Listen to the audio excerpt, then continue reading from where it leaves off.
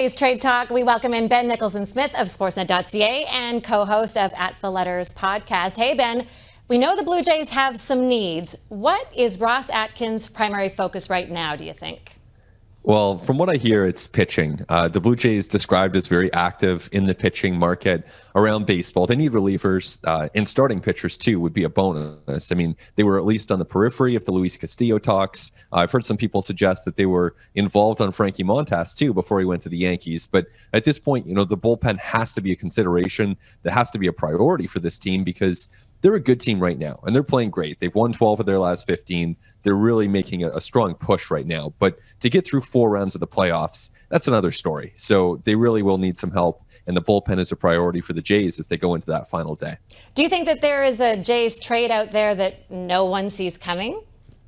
There definitely could be. I mean, at this time of year, front offices consider everything. I mean, they consider dozens, if not hundreds of players. So there's a lot to look at. There's a lot to potentially mix in. And at times the Jays have been predictable and they've acquired players that we knew were available, like a Matt Chapman.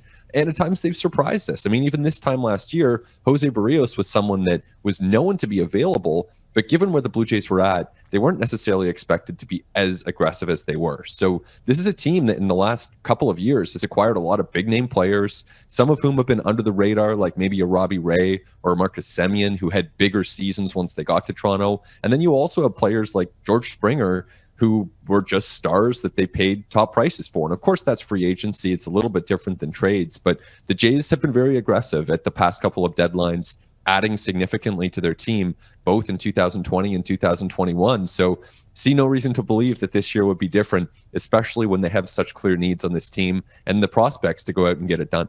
You just mentioned him, George Springer. Could his elbow issues complicate things for the Jays front office?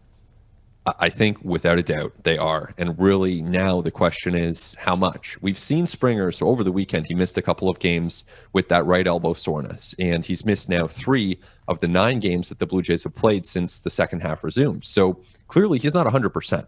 And they don't need him to be 100%, but they do need to know internally as they approach the deadline of 6 p.m. on Tuesday, they have to have a sense of, okay, is this a slight concern that they're expecting to get better? Or is this more of a major concern that Springer is going to have to deal with for the rest of the season? And if that's the case, then they probably need to take a bit of a longer look at outfielders. Does someone like Ramon Laureano then become a bit more of a consideration? But either way, because Springer's going to be in the DH spot and Alejandro Kirk as well, you're looking at a team that probably can't consider DHs. So any position players that they look at, and again, the priority is pitching, but they'll look at position players. And realistically, any of those position players that they look at have to be able to contribute defensively as well, because the DH spot probably going to be spoken for. A lot of people on social media wondering why the Blue Jays haven't made a move already, missing out on some players.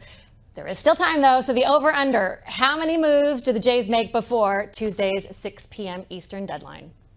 Well, yes, there's always going to be that anxiety before the Jays make a move.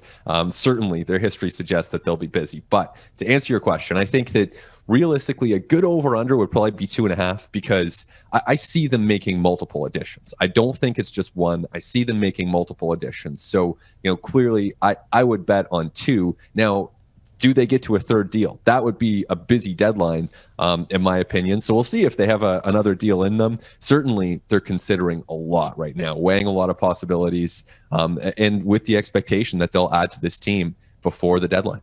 All right, Ben, you always have your ear to the ground, and I guess for the next few hours, to your phone. We've got you on speed dial. Exactly. Thanks, Martine. Okay, thanks, Ben.